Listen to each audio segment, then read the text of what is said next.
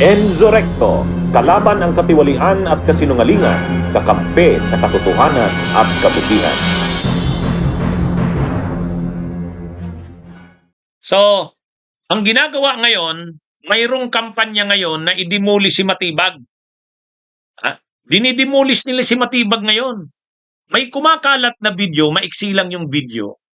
Galit si Matibag, may winawarningan. O, anong pinapakita doon? Pinapakita doon na itong si Matibag ay abusado. O, basta gusto doon ipakita. Actually, kinukumpara nga kay Sara. Bakit daw si Sara Duterte, nung nagagalit at nagbabanta, ay kinasuhan? O, ito daw si Matibag, nagbabanta rin, galit din. Bakit daw hindi kasuhan din? Huwag mo akong pagmumurahin. O, sige. Sige, okay. Ako, bababa ako ng police station para i-report yung pag-ano mo.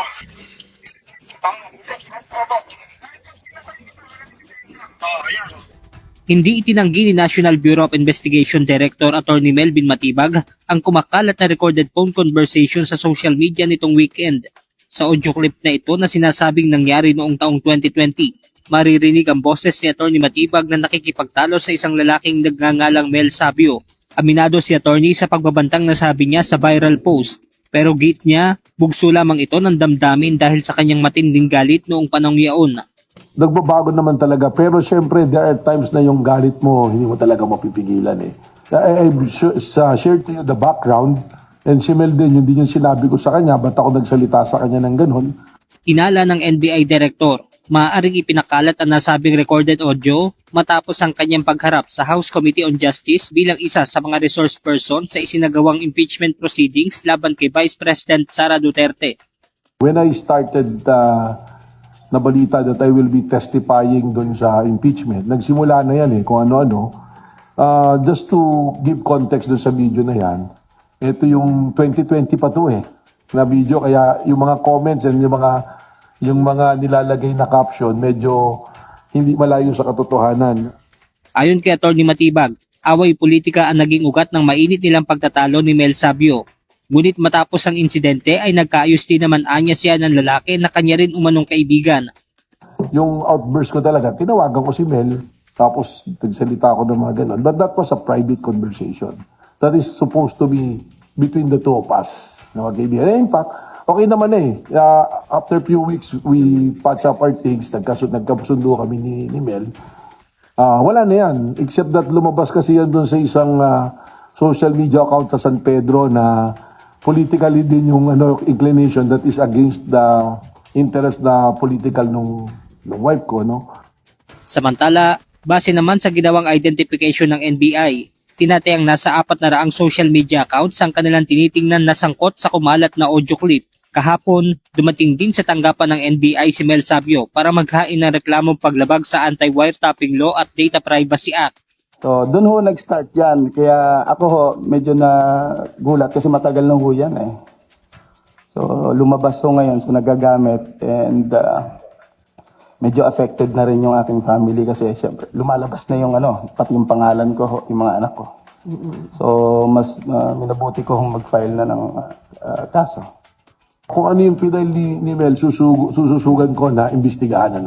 Ang tawag dito sa social media yung inappropriate coordinate behavior. Ibig sabihin, pansinin nyo, grupo yan, post sila, sabay-sabay, isa yung kamada nila, tirada nila. These are the things that we should address sa social media. Yun, kumakalat yun sa social media, kinakalat ng mga DDS yun ngayon.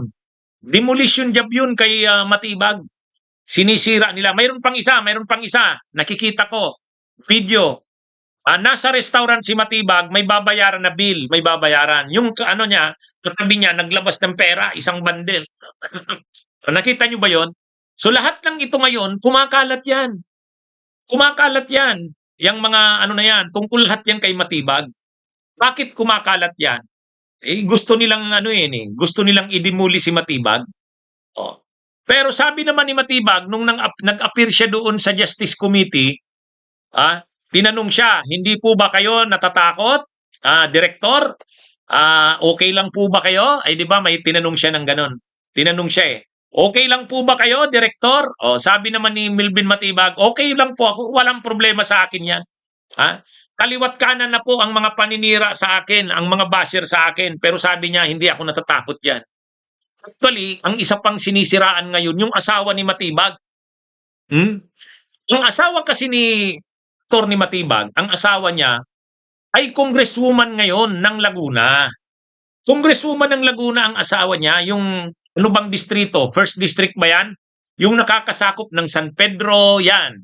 Congresswoman ang asawa niya.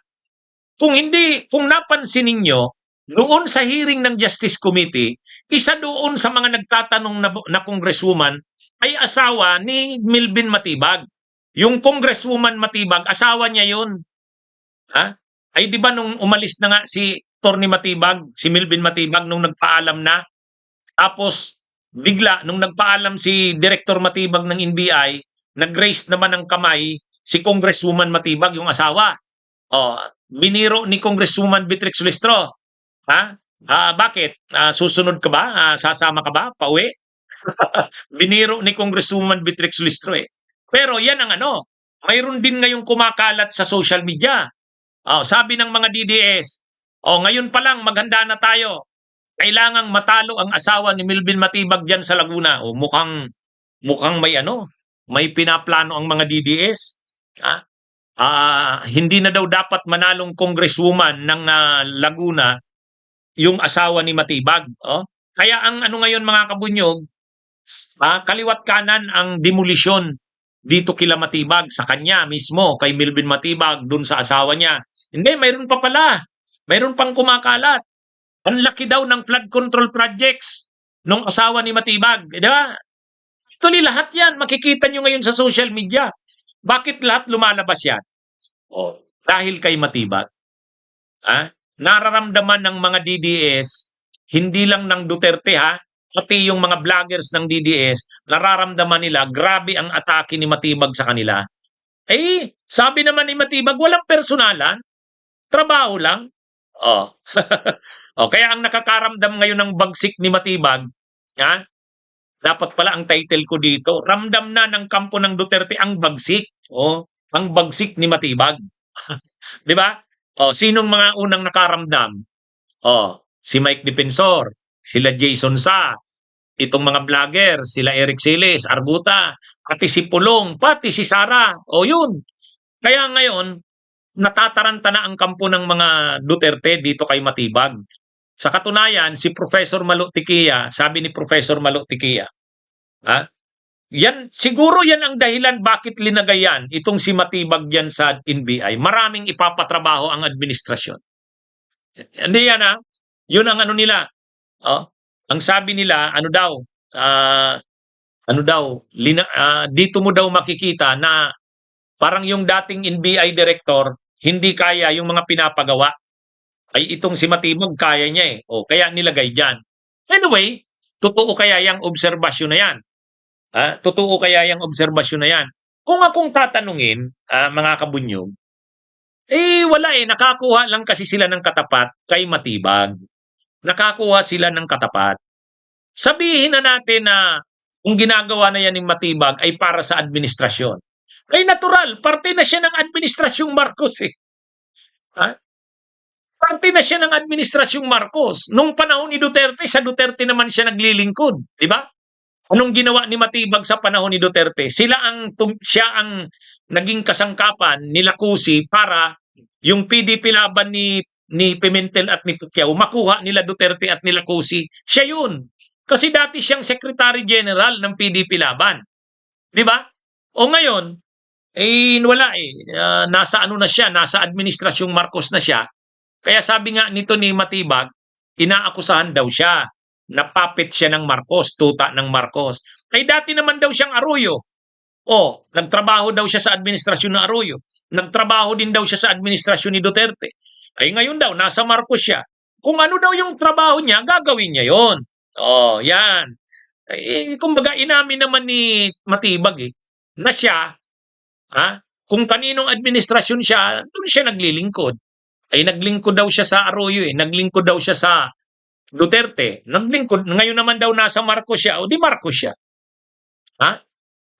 Kaya lang, syempre, dahil marami nga siyang nalalaman sa galaw ng mga Duterte, mainit sa kanya ang mga DDS ngayon. Lalo si Pulong. Matindi ang banta ni Pulong eh. Ang sabi ni Pulong Duterte, ikaw matibay. Akala mo matibay ka talaga ha? O sige, tingnan natin pag hindi na si Bangag ang presidente. Yun ang sabi. Ha?